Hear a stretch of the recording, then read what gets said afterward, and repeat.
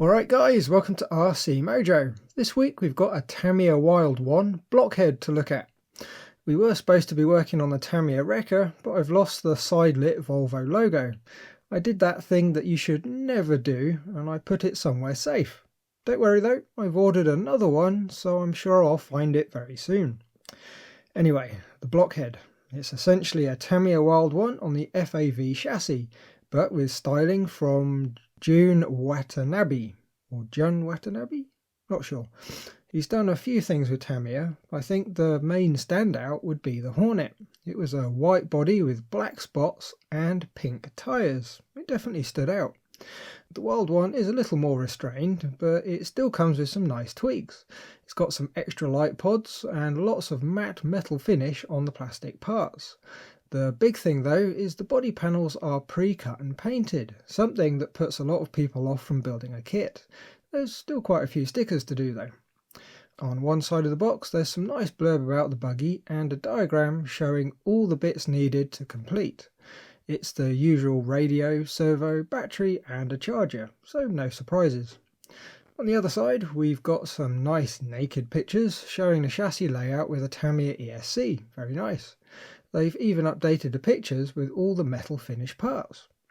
There's not much on the ends of the box, just the same pictures as the top. Anyway, now for the fun part, let's see what's inside. And well, there's no old school blister packs, but other than that it's a rather tidy looking kit. We've got the major plastic parts on one side, the Blockhead motors banner in the middle, and the body, and I should imagine the tyres, on the other side. Unfortunately, we don't get a Tamiya ESC anymore, so we've got this Carson one in the box instead. I'm sure it's going to work just fine though. Right, I'm going to put the box off to one side and we'll unpack the kit and see what we get.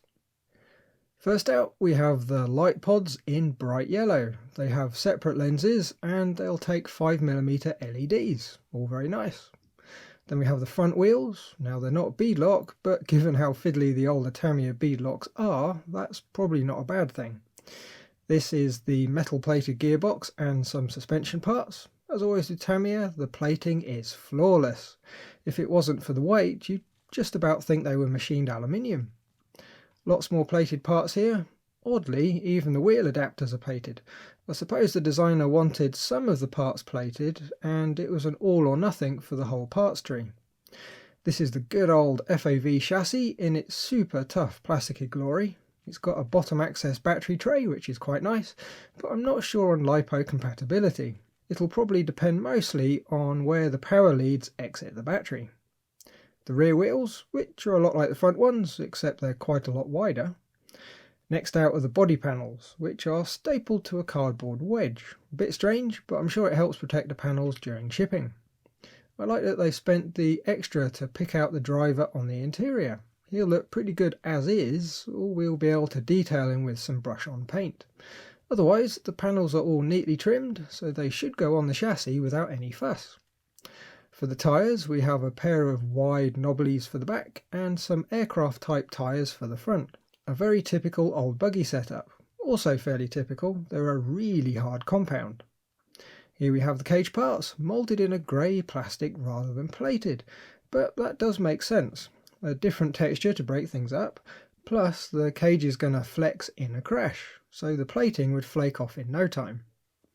Some more plated parts, and we've got some rod ends and damper parts, all fine, but there's also the driver's head, which is very reminiscent of a T1000. A bit strange, but I guess another victim of the all or nothing plating. This bag has the window nets, race number boards and a whole load of zip ties. Looks like that's going to be fun to put together.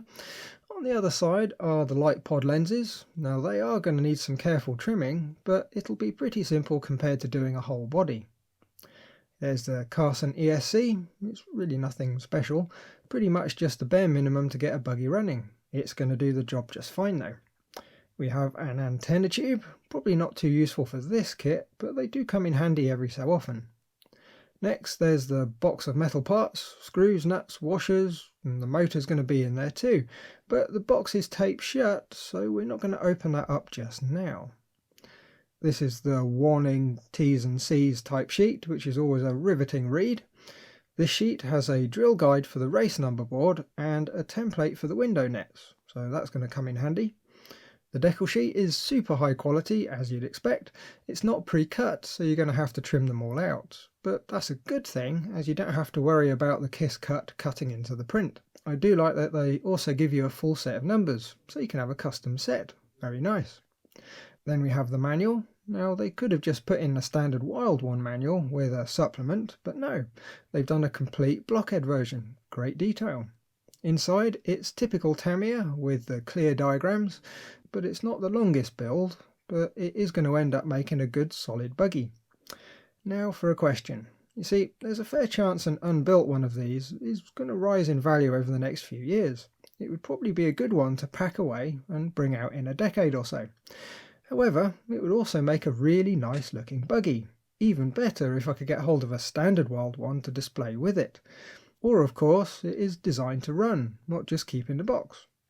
So I'm going to ask the audience, store it, build it to display, or build it to run? What do you think? Votes in the comments. Either way, for now I've repacked it just as it came out, and it's going to go somewhere safe. Hopefully I'll be able to find it again. Okay, right, that's it for this week. If I find the bits for the wrecker, we will get back on that. Now I've ordered a replacement, it's bound to turn up. So, as always, thanks for watching. Like if you liked, subscribe if you haven't, and leave a comment if there's something on your mind. Bye guys!